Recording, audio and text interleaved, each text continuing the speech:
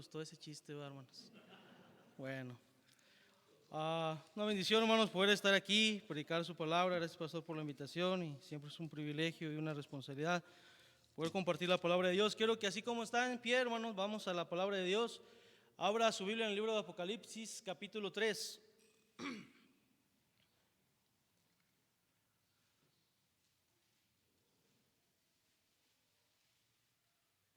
Libro de Apocalipsis, capítulo 3, hermanos. Y quiero que me ayude a leer. Vamos a leer del versículo 14 al versículo 22. Apocalipsis 3, 14 al 22. Vamos a leerlo alternadamente. Yo leo el 14, ustedes el 15. Y en el 22 leemos todos unidos. Amén. Vamos a comenzar, hermanos, leyendo estos pasajes. Dice la palabra del Señor: y escriba al ángel de la iglesia en la Odisea: he aquí el amén, el testigo fiel y verdadero, el principio de la creación de Dios, dice esto: yo conozco tus obras, que ni eres frío ni caliente. Ojalá fueses frío o caliente. Pero por cuanto eres tibio y no frío ni caliente, te vomitaré de mi boca.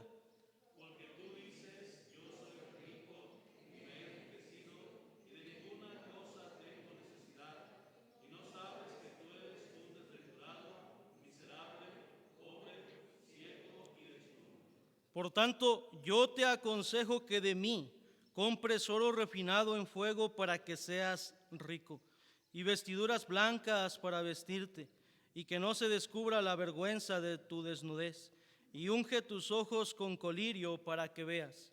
Yo reprendo y castigo a todos los que amo, sé pues celoso y arrepiéntete. He aquí, yo estoy a la puerta y llamo. Si alguno oye mi voz y abre la puerta, entraré a él, cenaré con él y él conmigo. Al que venciere, le daré que se siente conmigo en mi trono, así como yo he vencido y me he sentado con mi Padre en su trono. Todos juntos, hermanos: el que tiene oído, oiga lo que el Espíritu dice a las iglesias.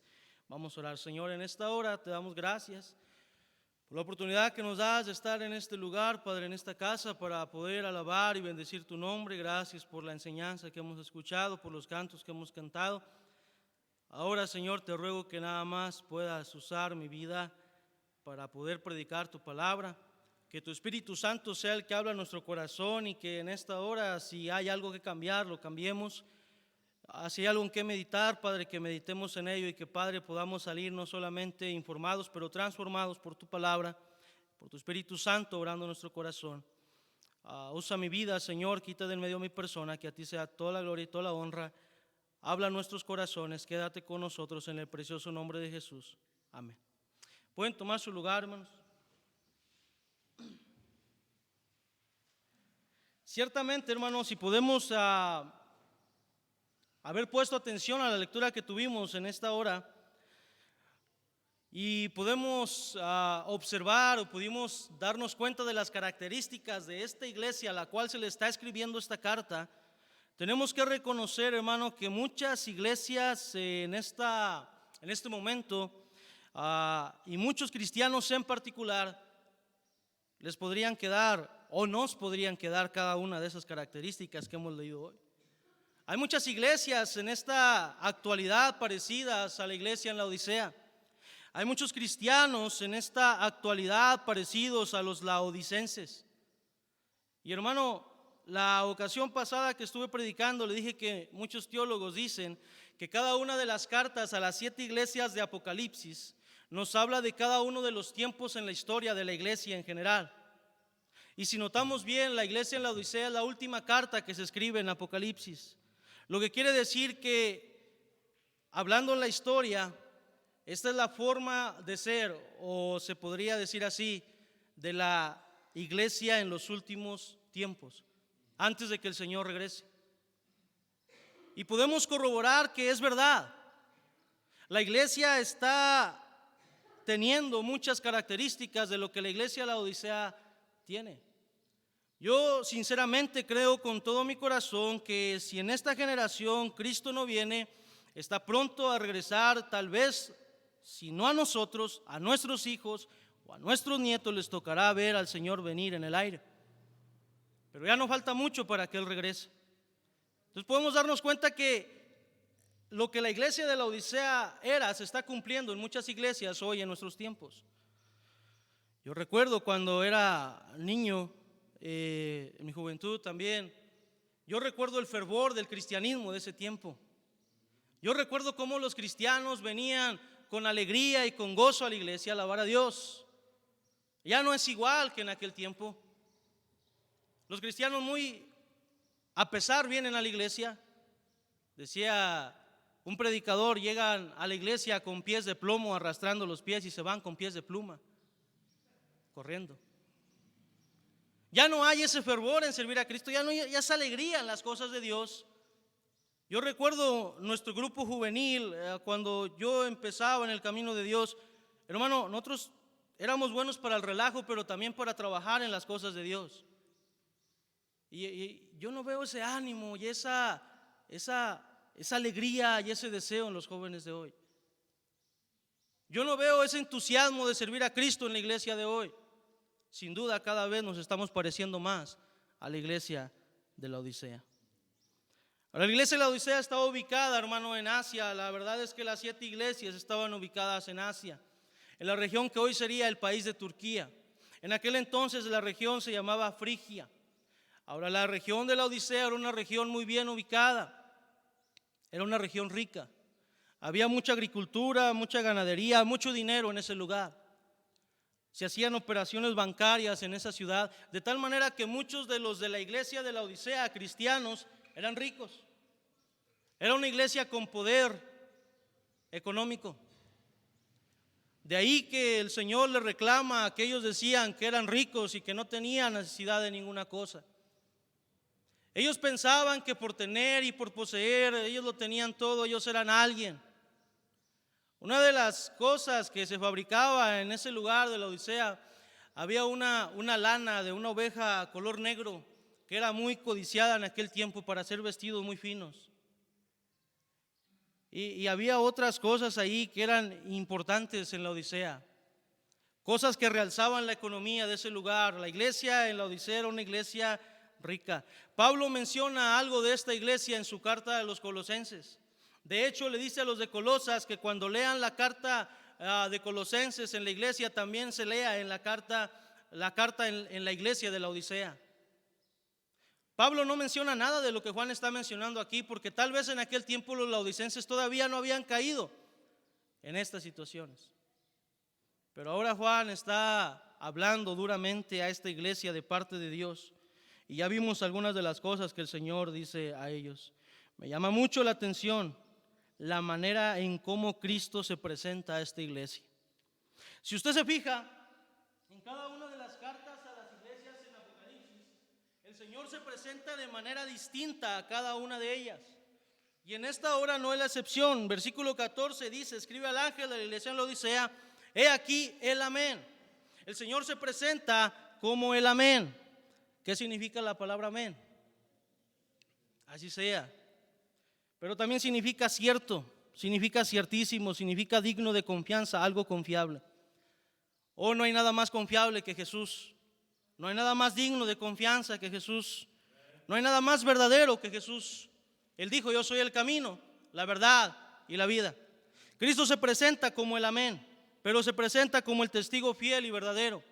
Esta es una palabra judicial, como un testigo testificando delante de una corte.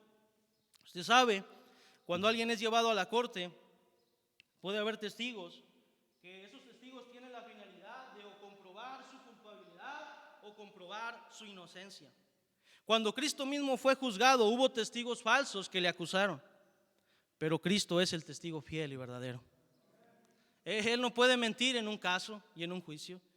Él siempre va a ser fiel, Él siempre va a ser verdadero. Pero se presenta como el principio de la creación de Dios. La palabra principio aquí es la palabra griega arge, que significa iniciación, o el que va en la punta, o el jefe. La Biblia dice que por Él, para Él, fueron creadas todas las cosas. Y todas las cosas en Él subsisten. Hermano, La Biblia dice que Él es antes de toda la creación.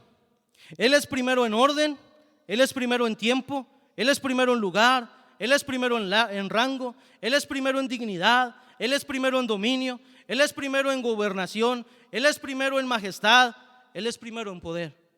No hay nadie más grande que Dios. La Biblia dice: en el principio era el verbo era con Dios y el verbo era Dios. Este era el principio con Dios. Todas las cosas por Él fueron hechas y sin Él nada de lo que ha sido hecho fue hecho. De esta manera Él se presenta a la iglesia de la Odisea: yo soy el amén, el testigo fiel y verdadero, el principio de la creación de Dios. Y luego las siguientes palabras debieran haber sacudido a la iglesia de la Odisea, así como nos deben de sacudir a nosotros hoy. El Señor dice: ya que yo soy el amén, ya que yo soy el testigo fiel y verdadero, ya que yo soy el principio de toda creación, quiero decirte que yo conozco tus obras. Mano, qué tremendo pensar que Dios nos conoce.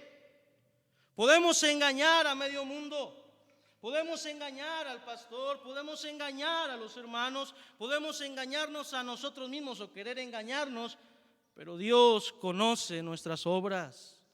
Él sabe quién en realidad somos usted y yo. Él es el amén, Él es el testigo fiel y verdadero, Él es el principio de la creación y Él me conoce y Él lo conoce. Él sabe, hermano, lo que somos. ¿Cómo está hoy su vida delante de Cristo? ¿Qué si Él viniera hoy con nosotros y dijera: yo te conozco? ¿Usted estaría confiado y dijera: Señor, yo sé que tú me conoces? ¿O se avergonzaría porque yo dijera al Señor: yo te conozco, yo sé realmente quién eres? ¿Nos avergonzaríamos de esa declaración de Cristo? En esta hora quiero hablarles sobre la tragedia de la Odisea. Una tragedia que nos pudiera suceder también a usted y a mí. Cada cristiano, hermano, es responsable de mantener ardiendo su fuego por Cristo, pues de lo contrario podríamos estar camino a la tragedia. Hoy quiero hablarle de las características que llevaron a esta iglesia a la tragedia. En primer lugar, la primera característica de esta iglesia que lo llevó a la tragedia y que puede llevarnos a nosotros a la tragedia es la tibieza de su corazón.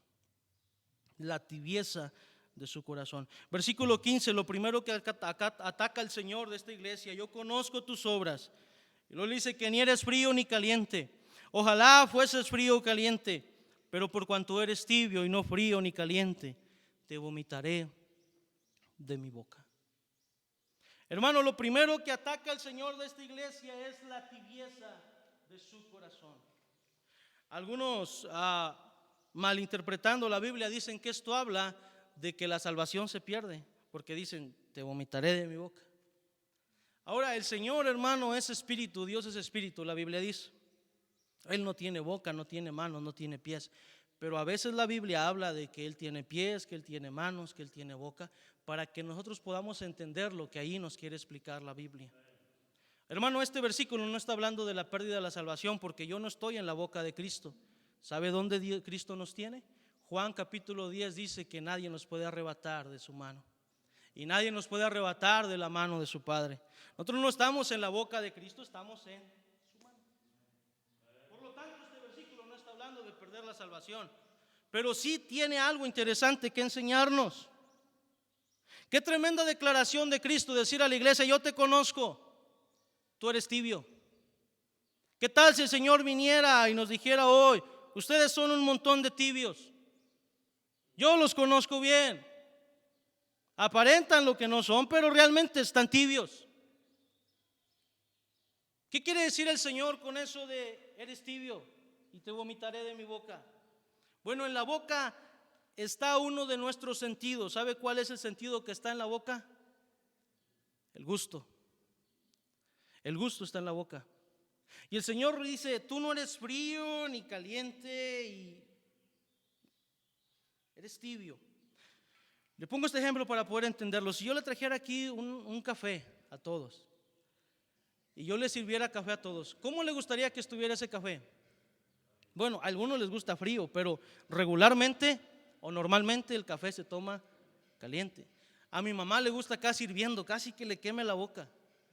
Yo creo que a muchos así les gusta. ¿Qué pasaría si yo en lugar de servirle un café caliente le sirvo un café tibio?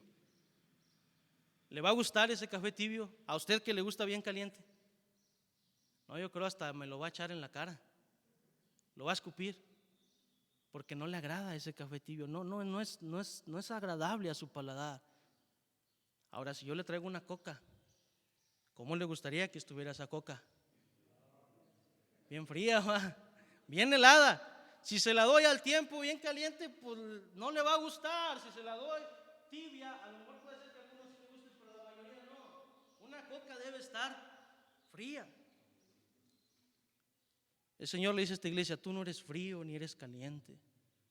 Todo lo haces con tibieza. Por eso no me gusta. No me gusta. No me agrada lo que haces. No me agrada cómo eres. No me agrada cómo estás haciendo las cosas. Te vomitaré de mi boca. Qué tremendo, hermano, que lo que usted y yo hagamos le pueda dar asco a Dios. Qué tremendo que el Señor se pueda parar delante de nosotros y decir: tu vida, hijo mío, me da asco. Son palabras fuertes, pero era lo que el Señor le estaba diciendo a la iglesia de la Odisea. Su forma de vivir la vida cristiana me produce asco. No me agrada. Son tibios. No traen gusto a mi vida. No traen agrado a mi vida. Yo siempre he pensado, hermano, y yo me preguntaba de pequeño, pero ¿por qué Dios se agradó más de la ofrenda de Abel que la de Caín? Oye, pues si los dos trajeron ofrenda. Y yo no veo en la Biblia que diga que Caín agarró unas calabacitas podridas o una sandía que todavía estaba verde. Yo creo que tanto Caín como Abel se esforzaron, ahora es lo que yo creo, en traer de lo mejor que ellos tenían. Pero luego yo encuentro que ahí están los dos ofreciendo, y la Biblia dice que miró Dios con agrado la ofrenda de Abel, pero se desagradó de la ofrenda de Caín. Y de niño yo tenía un conflicto. ¿Por qué? ¿Sabe cuál fue la razón? Porque para agradar a Dios no vamos a hacer las cosas como usted y yo queremos. Tenemos que hacer las cosas como Dios dice. Dios no quería verduras. Dios quería un sacrificio de sangre. Lo podemos corroborar en la Escritura. Caín sabía eso. Caín quiso ofrecer lo que él quiso, como él quiso, cuando él quiso. Y a Dios eso no le agradó. Porque es como él dice, cuando él dice y lo que él dice. Hermano, es que yo le voy a dar a Dios, pero no le voy a dar todo el diezmo, le voy a quitar una parte porque no lo necesito. Es que no es como usted dice, es como Dios dice. Es que yo voy a ir a la iglesia, pero no voy a meterme tanto con Cristo, voy a andar así nomás, al cabo como quiera ahí estoy, con un pie en la iglesia, con un pie en el mundo. No es como usted dice, es como Dios dice. De lo contrario, estamos actuando con tibieza. De lo contrario, no estamos agradando a Cristo. De lo contrario, estamos siendo un asco para la presencia de Dios. Nuestra vida está ocasionando náuseas en el Señor. No le agrada que usted y yo tengamos una vida doble, que pretendamos servir a Cristo solamente a medias. ¿Es con todo o es nada? Por eso Dios no se agradó de Caín. Por eso Dios no se agradaba de la iglesia en la Odisea. Porque eran de esos cristianos a medias tintas. Que esos cristianos que están con un pie en el mundo y con un pie en la iglesia. De esos cristianos que piensan que pueden dorarle la píldora a Dios. No, hermano, Dios no puede ser burlado. Si vamos a decidir seguirle, vamos a decidir seguirle con todo. Y si vamos a agradarle, vamos a hacer las cosas como Él dice, no como nosotros decimos.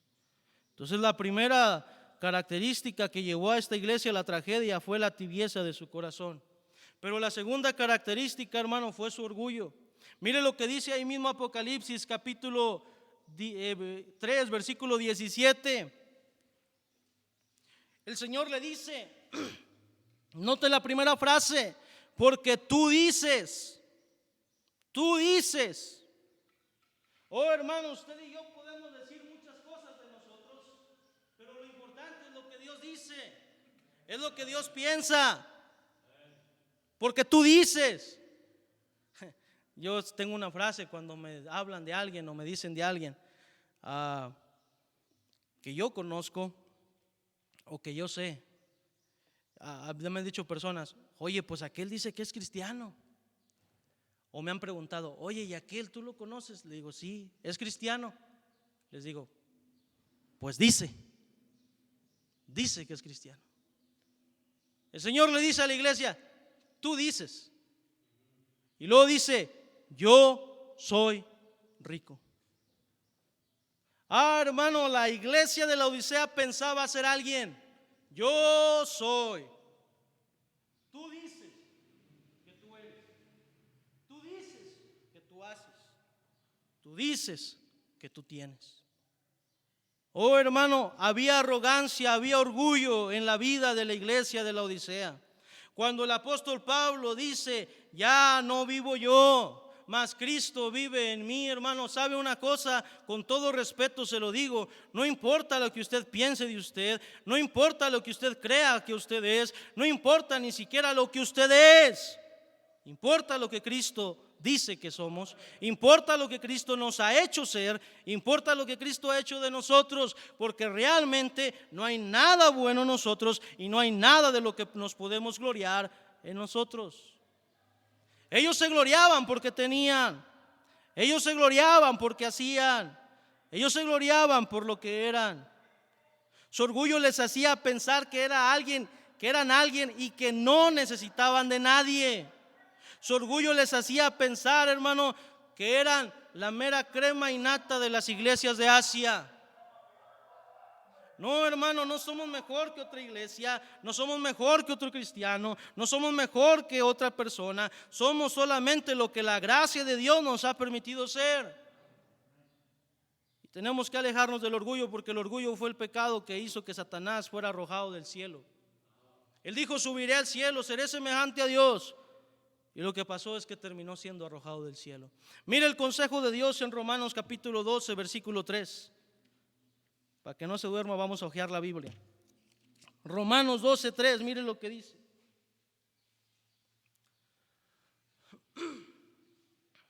Romanos 12, 3 dice, digo pues, por la gracia que me es dada a cada cual que está entre vosotros, que no tenga más alto concepto de sí que el que debe de tener, sino que piense de sí con cordura, conforme a la medida de fe que Dios repartió a cada uno. El apóstol Pablo aconseja y dice a los romanos, no tenga ninguno de ustedes más alto concepto de sí que el que debe de tener. Ahora la pregunta es, ¿qué concepto debemos de tener? Pues lo que en realidad somos, lo que la Biblia nos dice que somos. Oh, hermano, dígame si no, cada vez nos estamos pareciendo más a la iglesia de la Odisea. Hoy en las redes sociales hay un montón de predicadores bautistas que predican puro humanismo, pura motivación, que exaltan el yo del hombre, que exaltan el ego de las personas. Eso no es doctrina bíblica, eso es humanismo. Tú eres un campeón, Dios te crió para ser exitoso. Tú puedes lograr todas tus metas, y yo no le digo que por la gracia de Dios podemos hacer grandes cosas, pero todo siempre será por la gracia de Dios, no por lo que usted y yo somos. Pero allá andan muchos pseudopastores predicando motivación, predicando humanismo en la iglesia. Por eso, cuando a los cristianos se les dice algo como lo que están escuchando hoy, se ofenden y se enojan. Algunos ya están enojados en su mente y su corazón, pensando, ¿y quién es el hermano Josué para decirme eso? Yo no soy tibio, yo no soy orgulloso. Pues ya lo está haciendo cuando dice que no lo es. ¿Quién es el hermano Josué para decirme eso? ¿Sabe por qué? Porque su cabeza y su corazón y nuestra vida está llena de predicación humanista, que pensamos que nos tienen que tratar con pinzas, delicaditos, y ay, que no se vaya a enojar el hermano, ay, que no se vaya a sentir el hermano. porque somos especiales para Dios y somos la niña de sus ojos y somos su especial tesoro, y todo lo que Dios ha hecho lo ha hecho para nosotros. Oye, muy bonito, pero no es cierto. Todo es para Él y por Él, para alabanza de la gloria de su nombre. Hay un canto de Jesús Adrián Romero que dice que todo lo que Él hizo lo hizo para mí. Me dice que me ama y todo esto ha sido hecho para mí. No es cierto, fue para su honra y para su gloria. Pero estamos tan llenos de humanismo y tenemos más alto concepto de nosotros que el que debemos de tener. Filipenses, hermano, capítulo 2, versículo 3. Las ocasiones pasadas, hermano, que había predicado, le dije que quería motivarle, pero Dios hoy no me dio un mensaje para motivarle. Dios me dio hoy este mensaje y discúlpeme si se ofende, no se enoje conmigo, enójese con Dios. Filipenses 2:3 dice: nada hagáis por contienda o por vanagloria, antes bien con humildad, estimando cada uno a los demás como superiores a él mismo. El problema es que ahora en la iglesia todos nos estimamos como superiores. Aquel hermano, ¿qué me va a enseñar? Aquel hermano, ¿qué me va a decir? Aquel joven, ¿qué me va a predicar? Yo sé más de la Biblia que él, y si lo sabe, ¿por qué no lo practica? Si lo sabe, ¿por qué no lo hace? Yo tengo más años de experiencia. Uno de los problemas, hermano, que yo tuve que pasar cuando empecé a pastorear en Acatita fue ese.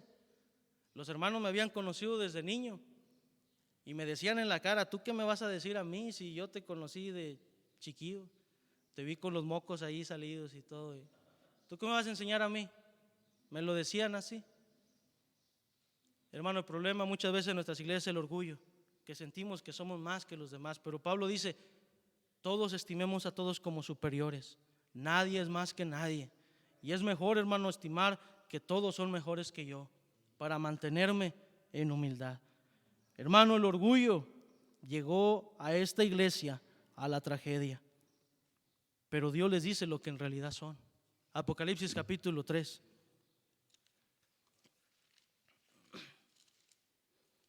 Sí, con que tú eres rico. Sí, con que tú dices. Sí, con que tú te crees. Dice el versículo 17: porque tú dices: yo soy rico, me he enriquecido y de ninguna cosa tengo necesidad.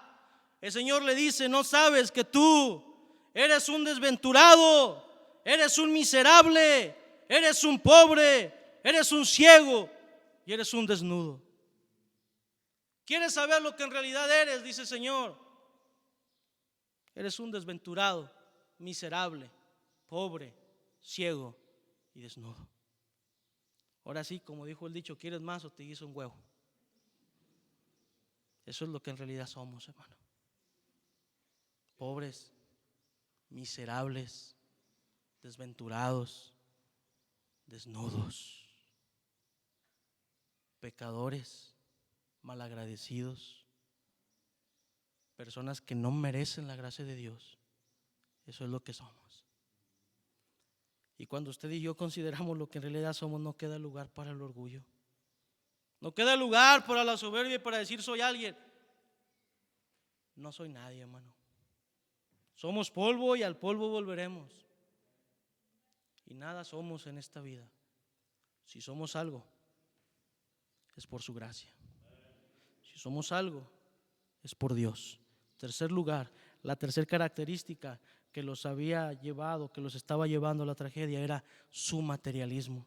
Ahí mismo, versículo 17, mire lo que dice. Ellos decían: yo soy rico, me he enriquecido y de ninguna cosa tengo necesidad. Ciertamente, hermano, esta era una iglesia rica. Ciertamente esta era una iglesia poderosa económicamente. Y lo que ellos estaban diciendo, hasta cierto sentido, viéndolo desde el punto de vista material, era cierto. Eran ricos y no tenían necesidad de ninguna cosa. Pero esto hablando en lo material. Ahora, hermano, no es pecado que usted pueda tener. No es pecado que usted pueda ser rico. La Biblia nos habla de personas que sirvieron a Dios y que fueron ricos. La Biblia nos habla de mujeres incluso que seguían a Jesús, que eran ricas y que servían a Jesús con sus bienes. No es pecado ser rico, pero es pecado pensar que porque somos ricos somos más que los demás y no tenemos necesidad de nada. Es pecado, hermano, materializarnos tanto que lleguemos a pensar que no tenemos ni siquiera necesidad de Dios. Mire lo que dice 1 Timoteo 6. Primera a Timoteo, capítulo 6, perdón. 1 Timoteo 6. Versículo 6 al 10, mire lo que dice, sígame con su vista. Pero gran ganancia es la piedad acompañada de contentamiento. Estoy en 1 Timoteo 6:6. Versículo 7. Porque nada hemos traído a este mundo y sin duda nada podremos sacar. Así que teniendo sustento y abrigo, estemos contentos con esto. Porque los que quieren enriquecerse caen en tentación y lazo y en muchas codicias necias y dañosas que hunden a los hombres en destrucción y perdición. Porque raíz de todos los males es el amor al dinero, el cual codiciando algunos se extraviaron de la fe y fueron traspasados de muchos dolores. Yo creo que ese pasaje se explica solo. Nada hemos traído a este mundo, nada nos podremos llevar. No se afane, hermano, en ser rico, no se apresure a ser rico. Si Dios nos da, qué bueno. Si Dios nos bendice, qué bueno. Pero todo lo que Él nos da es para bendecirle a Él también, es para servirle a Él, es para honrarle a Él, hermano. No se le olvide eso. No ponga sus ojos en las riquezas, no ponga sus ojos en el materialismo, no ponga sus ojos en los bienes que usted pueda tener. Versículo 17 de 2 Timoteo 6.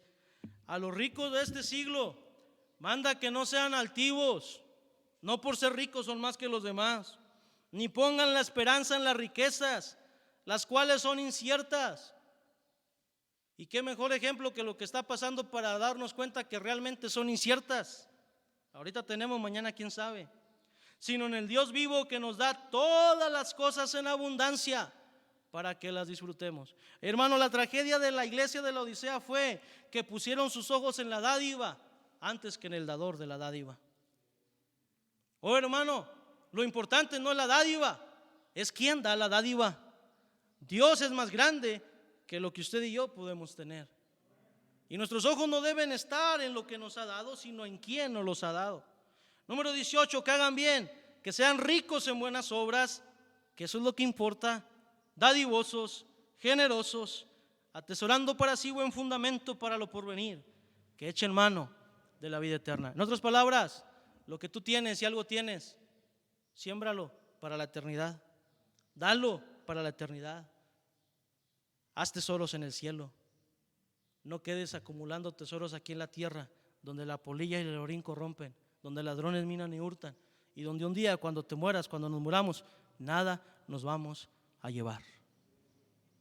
Oh, hermano, pero ellos estaban muy materializados. Ellos amaban lo material. Ellos pensaban, no tengo necesidad de nada, estoy rico, estoy saciado, ni siquiera de Dios tengo necesidad. Qué tremendo pensar de esa manera. Pero la generación en la cual hoy vivimos, hermano, es una generación materializada. Yo veo a jóvenes, hermano, su interés de los jóvenes hoy es estudiar, sacar una carrera para tener dinero, para poder comprar, para poder tener lo que de niños no tuvieron. Qué bueno. Yo no estoy diciendo que está mal su forma de pensar. Estudie, trabaje, gane dinero. Pero la tragedia es que muchos de esos jóvenes han estudiado una carrera, se han graduado de ingenieros o de lo que se hayan graduado. No es por tirarle a la mano a Isaac, no, pero se han graduado de ingenieros o de lo que se hayan graduado de cualquier. Fue la primer oficio que se me vino, hermano, no fue por. Pero, hermano, luego cuando empiezan a trabajar, se olvidan de Dios. Tienen abundancia y se olvidan de Dios. Su corazón ya no está puesto en Dios, sino en los bienes materiales. Si usted va a estudiar algo, estudie algo con lo que usted pueda glorificar a Dios. Pregúntele a Dios qué quiere que usted estudie y cuál es el propósito de Dios para su vida. Y que a través de esa carrera y de lo que usted gane, usted pueda glorificar a Dios con su vida. Pero que el materialismo no opaque su existencia. Hermano, Cristo ofrece verdadera riqueza. Apocalipsis, hermano, capítulo 3, mire lo que dice ahí. Vamos rápido porque todavía nos faltan 5 puntos. No, eso no les gusta. Apocalipsis 3, hermano, versículo 18. Por tanto, yo te aconsejo que de mí compres oro refinado en fuego. Oh, hermano, la riqueza que este mundo puede ofrecer no se compara a la riqueza que Cristo puede ofrecer. La riqueza que Cristo puede ofrecer es así, es verdadera riqueza. La riqueza que este mundo ofrece se esfuma en un momento y aquí se va a quedar, pero la riqueza que Cristo ofrece dura por la eternidad. Busque, hermano, esa verdadera riqueza.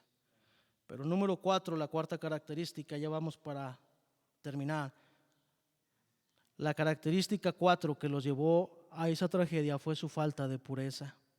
Ahí mismo versículo 17, mire las características de esta iglesia. El Señor le dice: ustedes son unos miserables, eres un desnudo. Y luego en el versículo 18, después de donde dice oro refinado en fuego, dice: para que seas rico y vestiduras blancas para vestirte y que no se descubra la vergüenza de tu desnudez. Cuando el Señor está diciendo ustedes son unos miserables, unos desnudos, no les está hablando en el sentido literal, porque ellos tenían plata, tenían dinero. Entonces en el sentido económico no eran nada miserables ni nada desnudos, pero en el sentido espiritual eran unos miserables y unos desnudos. Quiere decir, hermano, que no estaban puros como debían de estar. Quiere decir, hermano, que eran cristianos carnales y mundanos, que vivían una vida desenfrenada en el pecado. El Señor dice: yo te puedo dar ropas blancas para vestirte, para que no se descubra tu desnudez. Mire lo que dice Eclesiastés 9, 7 y 8. Eclesiastés 9, 7 y 8.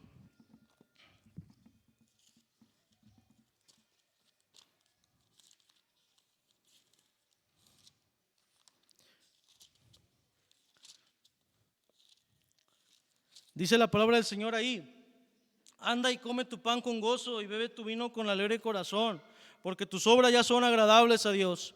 En todo tiempo sean blancos tus vestidos y nunca falte ungüento sobre tu cabeza. En todo tiempo sean blancos tus vestidos. Eso está hablando de santidad, hermano. Está hablando de vivir una vida pura delante de Dios. Ahora, hermano, la iglesia de la Odisea se ubicaba en un lugar, le dije ahorita, donde había una prenda muy codiciada, la lana negra, que era usada para hacer vestidos muy elegantes. Hermano, ellos tenían los mejores vestidos que se pueden tener en la época. Yo me imagino a los cristianos de la Odisea llegando al culto con un traje de diseñador de la Odisea, con un vestido elegante, con un Oscar de la Renta. ¿O qué otros diseñadores hay ustedes que saben de moda? ¿Qué otros diseñadores? Hermanas, nadie sabe de moda, ¿no? Bueno, no me acuerdo ahorita, yo no sé nada de eso, pero hay diseñadores y hay personas que se afanan por traer ropa de diseñador.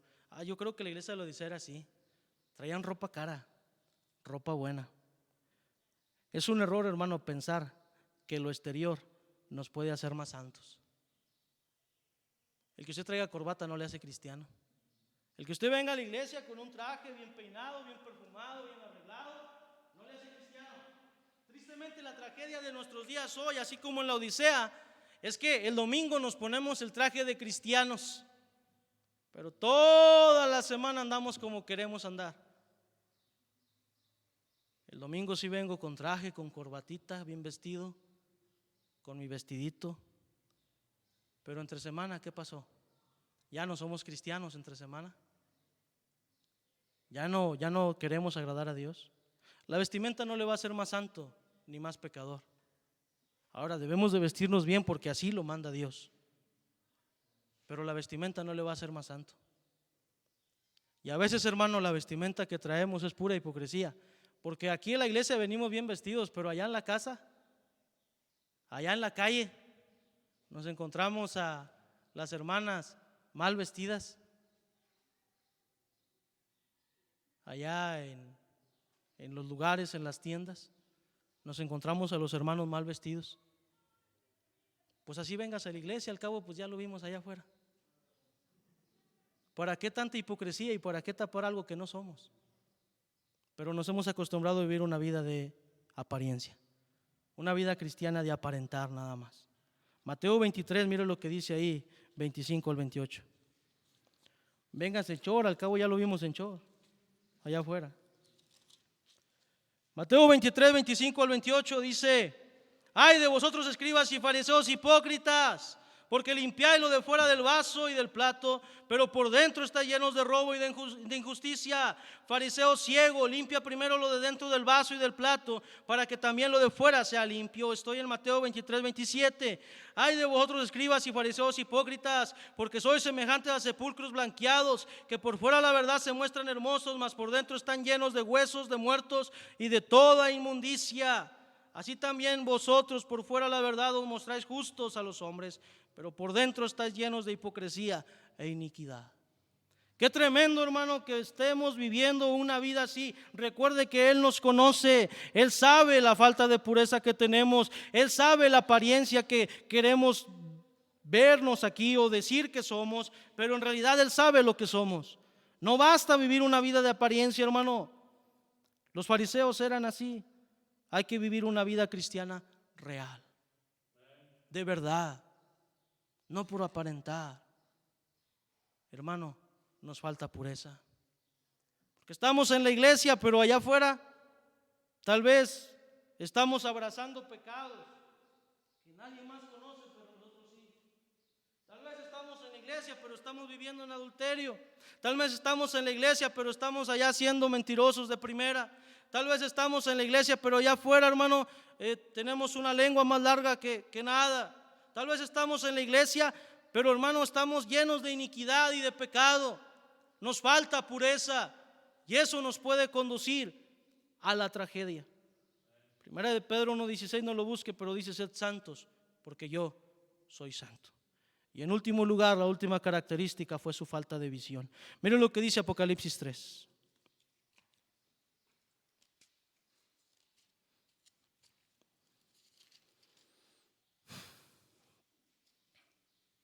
Apocalipsis 3, versículo 17 y 18 otra vez. Ya leímos, pero vamos a leerlo de nuevo. Dice: porque tú dices, yo soy rico y me he enriquecido. De ninguna cosa tengo necesidad y no sabes que tú eres un desventurado, miserable, pobre, ciego y desnudo. Por tanto, te aconsejo que de mí compres oro refinado en fuego, para que seas rico y vestiduras blancas para vestirte, que no se descubra la vergüenza de tu desnudez, y unge tus ojos con colirio para que veas. Note que el Señor le dice en el versículo 17 que Él es un ciego.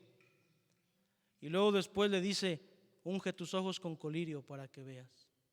Me llama la atención la frase que el Señor dice en el versículo 18: compra de mí. ¿Qué tenemos que comprar de Él? El Señor le dice: si eres rico, si tienes tanto dinero, entonces compra de mí. Oro refinado para que seas rico en realidad, vestiduras blancas para que seas puro en realidad, y colirio para que unjas tus ojos y veas. Hermano, el colirio era una sustancia que se usaba para limpiar los ojos o para curarlos de ciertas infecciones. De hecho, el colirio también se fabricaba en la Odisea. Pero el Señor dice: no compres o no uses tu propio colirio, compra mi colirio, compra mi oro. Tu oro no sirve de nada, tus vestiduras no sirven de nada. Note el Señor cómo está atacando lo que ellos tenían, su oro, sus riquezas. No, eso no vale. Compra mi oro, sus vestidos tan finos de esa lana negra, eso no vale. Compra mis vestidos, el colirio tan fino y tan delicado de ellos, eso no vale. Compra mi colirio, es mejor. Hermano, lo que quiere decir que si vamos a vivir la vida cristiana, vamos a vivirla no en nuestras fuerzas, sino en las fuerzas de Dios. Tenemos que depender de Él, tenemos que buscar de Él, tenemos que afianzarnos en Él. Hermano, ellos tenían falta de visión porque no podían ver lo que en realidad eran y se negaban a hacerlo, se negaban a aceptar lo que eran. No podían ver la necesidad a su alrededor porque estaban tan preocupados en ellos, tan centrados en ellos, en su egoísmo, que no podían ver que otras personas necesitaban de Cristo. No podían ver cómo Dios era porque a Dios lo habían sacado de la iglesia. Nos ponemos de pie, hermano, para terminar. Quiero decirle ya nada más un par de cosas como conclusión. Quiero que vaya a Apocalipsis 3, versículo 19, dice: yo reprendo y castigo a todos los que amo, sé pues celoso y arrepiéntete. El Señor, hermano, le dice que Él los iba a castigar. Hermano, ¿sabe para qué Dios castiga? Para que busquemos arrepentirnos. Yo reprendo y castigo a todos los que amo. Sé pues celoso y arrepiéntete. Oh hermano, ¿qué tenemos que hacer si hemos sido cristianos tibios? Si hemos sido cristianos orgullosos, si hemos sido cristianos materialistas, si hemos sido cristianos faltos de pureza, si hemos sido cristianos faltos de visión. Arrepintámonos. Busquemos a Dios y arrepintámonos. Pero luego dice un versículo que regularmente se usa para evangelizar: he aquí yo estoy a la puerta y llamo. Si alguno oye mi voz y abre la puerta, entraré a él, cenaré con él y él conmigo. El Señor no está hablando de la puerta del corazón, aunque así lo aplicamos. Él está hablando de la puerta de la iglesia, porque la iglesia de la Odisea habían sido tanto la tragedia en su vida que habían echado fuera al Señor de la iglesia. El Señor dice: yo estoy afuera de la iglesia, yo estoy a la puerta y llamo. Si alguno oye mi voz. La iglesia se había corrompido, la iglesia se había alejado de Cristo, pero si alguno, oh hermano, estamos viviendo tiempos donde hay iglesias que están viviendo mal, que son tibias, que están en pecado, que son orgullosas, cristianos, hermano, incluso predicadores que no son puros, que no tienen visión. Pero si alguno oye mi voz y abre la puerta, entraré a él, cenaré con él y él conmigo. Dios espera, hermano, que volvamos a una comunión íntima con él. Y luego el versículo 21: al que venciere le daré que se siente conmigo en mi trono, así como yo he vencido y me he sentado con mi Padre en su trono. Dios espera, hermano, que seamos vencedores, así como Él es vencedor. Pero para eso lo necesitamos a Él. Termina el pasaje diciendo: el que tiene oído, oiga lo que el Espíritu dice a las iglesias. No caigamos en la misma tragedia, no seamos insensatos, dejemos entrar a Jesús a nuestra iglesia. Él está a la puerta. Oh hermano, no vaya a la tragedia. Abra hoy a Cristo esa puerta y decida ser ese alguno que haga la diferencia. Señor, gracias por tu palabra. Gracias, Señor, por enseñarnos a través de ella. Bendice a cada hermano en esta hora. Sé que, Padre, a lo mejor no he dicho todo lo que tú has querido, o a lo mejor he dicho de más, pero Señor, tú sabes, tú obra en el corazón de cada uno y acomoda el mensaje a cada uno. Nos quedamos en tus manos y ayúdanos a reflexionar y a ser transformados con tu palabra y con tu Espíritu Santo, así como está en la actitud de oración de Julio al pastor.